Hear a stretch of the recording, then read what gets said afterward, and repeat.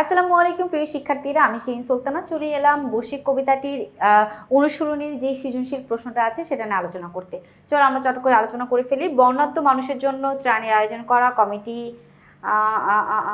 আচ্ছা, আমরা উদ্দীপকটা পড়ি, তারপর আমরা ওই সাইডে যে ক খ আলোচনা করি। দেখো, বর্ণাঢ্য মানুষের জন্য ত্রাণের আয়োজন করা হয়।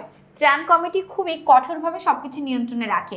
হতদরিদ্র রাসূল পরিবারের লোক সংখ্যা বেশি থাকায় দুই পরিবার ত্রাণ নিয়ে এলে অনিয়মের দায়ে তার কার্ড বাতিল করা হয়। বরাদ্দের চেয়ে কম চাল দেওয়ার প্রতিবাদ করলে রহম আলীকে বেদম প্রহার করে রিলিফ ক্যাম্পে থেকে বের করে দেওয়া হয়। এমন সময় যতীন্দ্রনাথ চক্রবর্তী ও শমশের আলী চৌধুরী এলে তাদের প্রত্যেককে 1 মণ চাল, আধা মণ ডাল সহ অন্য ত্রাণ সামগ্রী নৌকায় পৌঁছে দিয়ে আসেন। ত্রাণ কমিটির প্রধান কর্তা হচ্ছে এখানে ত্রাণ হবে, ঠিক আছে, ত্রাণ কমিটির প্রধান কর্তা ব্যক্তি। আচ্ছা, যাই হোক, এখন আমরা আলোচনা করব আমাদের আসলে কি বলছে। দেখো ক খতে কি আছে, ক খটা পড়ি, তারপর আমরা ওইদিকে যাই। তিষ্ঠ কথাটির অর্থ কি? তিষ্ঠ কথাটির অর্থ হচ্ছে স্থির হওয়া, বা আমরা স্থিরের পরিবর্তে আমরা লিখতে পারি শান্ত হও, ঠিক আছে। আচ্ছা, পবনের কাছে কবি মিনতি করেছেন কেন? পবন মানে বাতাস। বাতাসের কাছে কবি কি মিনতি করেছেন? ঠান্ডা হতে বা স্থির হতে মিনতি করেছেন। কেন? বাতাস যখন আসে তখন গরিব দুঃখীদেরই সব থেকে বেশি ক্ষতি হয়, অথচ এই গরিব দুঃখীরা যারা বড়লোক শ্রেণী, ধনিক শ্রেণী, তাদের কাছ থেকে প্রচুর পরিমাণে অত্যাচারের শিকার হয়। তো কবির কথা হচ্ছে, হে বাতাস, তুমি যখন আসো তখন গরিব দুঃখীদের উপরই সব থেকে বেশি অন্যায় অত্যাচার কেন করো? কারণ তারাই তো হচ্ছে সব থেকে দুঃখী ব্যক্তি। দেখো, কবি পবনের কাছে শান্ত ও সংযত থাকার আকুতি জানিয়েছেন, যাতে অসহায় মানুষের উপর আর কোনো বিপর্যয় নেমে না আসে। বাংলার বৈশাখ মাস প্রকৃতিতে এক প্রখর ও উগ্র রূপ নিয়ে আবির্ভূত হয়। এই সময় প্রবল ঝড় ও তাণ্ডব লীলা অনেক সময় জনপদ ধ্বংস করে দেয়। এইসব প্রাকৃতিক দুর্যোগে সবচেয়ে বেশি ক্ষতিগ্রস্ত হয় দরিদ্র অসহায় মানুষ, যারা নিজেদের রক্ষা করার সামর্থ্য রাখে না। তাদের এই অসহায় অবস্থার কথা ভেবেই কবি পবনের কাছে নিবেদন করেছেন যে যেন শান্ত স্থির থাকে, কারণ পবনের সংযত আচরণই দুঃখী মানুষের জীবন জীবিকা রক্ষা পেতে পারে। আশা করছি আমরা বুঝতে পেরেছি যে দুঃখী মানুষের সব থেকে বেশি ক্ষতি হয়, সেজন্য কবি পবনের কাছে মিনতি করেছে যে এবার একটু শান্ত হও, কারণ সব থেকে বেশি ক্ষয়ক্ষতি হচ্ছে দুঃখী মানুষেরই। আচ্ছা, এবার আমরা আলোচনা করব গ আর ঘ নিয়ে। উদ্দীপকে বর্ণিত দরিদ্র শ্রেণীর সাথে রিলিফ কমিটির আচরণের মাধ্যমে ফুটে ওঠা দিকটি বসিক কবিতার আলোকে ব্যাখ্যা করো। আচ্ছা, রিলিফ কমিটি খুব বেশি খারাপ ব্যবহার করেছে দরিদ্র মানুষের সঙ্গে। আমরা দেখতে পেয়েছি তারা একটু দেরি করে আসা, তাদেরকে ত্রাণই দেয় নাই, যেটা আমাদের বসিক কবিতার কবি একেবারেই চান না। তাও যদি আমরা গ নাম্বারটা ব্যাখ্যা করি, দেখো, উদ্দীপকে দরিদ্র মানুষের প্রতি রিলিফ কমিটির অমানবিক আচরণের মধ্য দিয়ে বসিক কবিতায় চিত্রিত গরিবের প্রতি নিষ্ঠুরতা ও নির্মমতার দিকটি প্রতিফলিত হয়েছে। বৈশাখ কবিতায় কবি বৈশাখ মাসের রৌদ্র ও আগ্রাসী রূপ তুলে ধরেছেন। বৈশাখের তাণ্ডবে জনপদ ধ্বংস হয়, গরিব মানুষের শেষ আশ্রয় পর্যন্ত নিশ্চিহ্ন হয়ে যায় সবকিছু। মাঝির নৌকার পালে দড়ি ছিঁড়ে যায়, চাষির ঘর বাড়ি উড়ে যায়, এমনকি নিরীহ পাখির বাসাও রেহাই পায় না। প্রকৃতির এই নির্মম আঘাতে সবচেয়ে বেশি ক্ষতিগ্রস্ত হয় অসহায় দরিদ্র শ্রেণীদেরই, যাদের কাছে ক্ষতি সামাল দেওয়ার কোনো সামর্থ্য থাকে না বা সামর্থ্য নেই।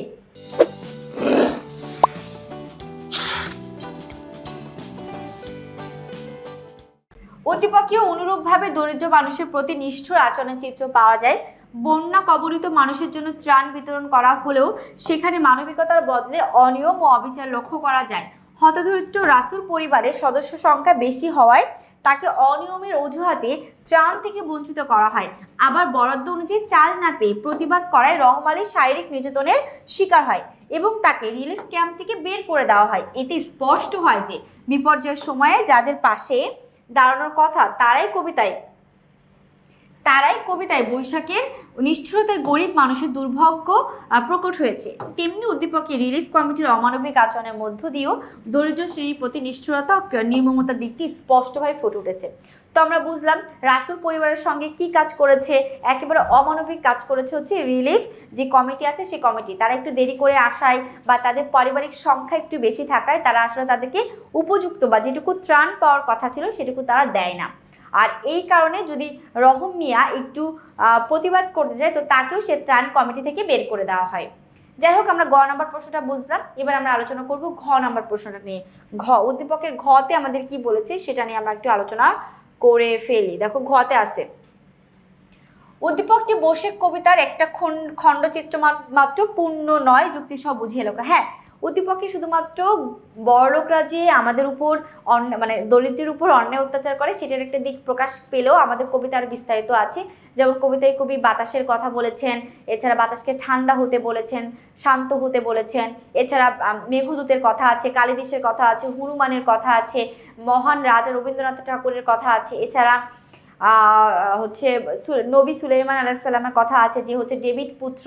এই সব কিছু মিলায়ে আমরা বলতে পারি উদ্দীপকে একটা খণ্ডচিত্র মাত্র আমাদের কবিতার মধ্যে আরও বিস্তারিতভাবে বলা আছে। যাই হোক, আমরা যদি ঘ নাম্বারটা একটু ব্যবস্থা করি বা ঘ নাম্বারটা একটু দেখি, তাহলে সেটা কিভাবে দেখবো। দেখো, উদ্দীপকে উপস্থাপিত ঘটনা বলে বৈশ্বিক কবিতার ভাবের সঙ্গে আংশিক সাদৃশ্যপূর্ণ হলেও তা কবিতায় পূর্ণ রূপকে ধারণ করে না। বৈশ্বিক কবিতায় বৈশাখ প্রকৃতির এক ভয়ঙ্কর রূপ তুলে ধরে, যা মূলত গরিব অসহায় মানুষের জীবনে চরম বিপর্যয় ডেকে আনে।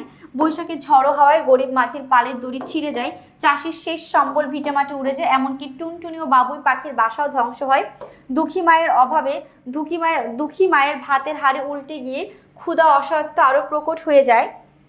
অথচ ধনীদের প্রাসাদ ও সচ্ছল জীবনে বৈশাখের কবলে, পরের পাতে আমরা যাই, বৈশাখের কবলে থেকে রক্ষা পায়। এই বৈষম্যবোধ থেকেই কবি বৈশাখের কাছে আবেদন জানান, যদি ধ্বংস করতে হয় তবে শোষণকারী, বিভেদ সৃষ্টিকারী ও অত্যাচারী শক্তি ধ্বংস করুক। উদ্দীপকে দেখা যায় দুর্যোগ পীড়িত মানুষের জন্য ত্রাণের আয়োজন করা হলেও সেখানে ন্যায় বিচারের পরিবর্তে বৈষম্য শোষণের চিত্র একেবারে স্পষ্টভাবে ফুটে ওঠে। দরিদ্র রাসুল পরিবারে লোক সংখ্যা বেশি হয়, দ্বিতীয়বার ত্রাণ নিতে গেলে তার কার্ড বাতিল করা হয়। অন্যদিকে অন্যায়ের প্রতিবাদ করায় রহম আলী প্রহত হয়ে রিলিফ ক্যাম্প থেকে বিতাড়িত হয়। আবার গ্রামের ধনী ব্যক্তি চৌধুরী সাহেব এলে তাকে অতিরিক্ত ত্রাণ দেওয়া হয়। এতে গরিবের প্রতি কি করেছে দেখো, এতে গরিবের প্রতি নিষ্ঠুরতা ও ধনীদের প্রতি পক্ষপাত স্পষ্ট হয়ে ওঠে।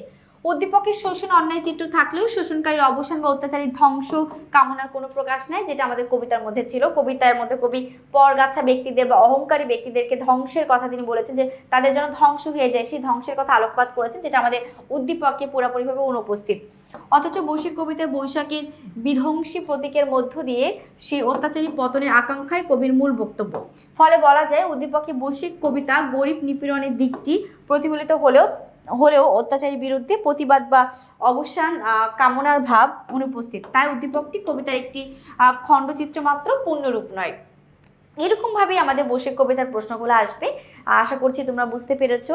সবাই খুব মনোযোগ সহকারে পড়বে। আজকে এই পর্যন্ত ক্লাসটি, পরবর্তী পর্বনে খুব দ্রুতই হাজির হব। সে পর্যন্ত ভালো থেকো, সুস্থ থেকো। আল্লাহ হাফেজ, আসসালামু আলাইকুম।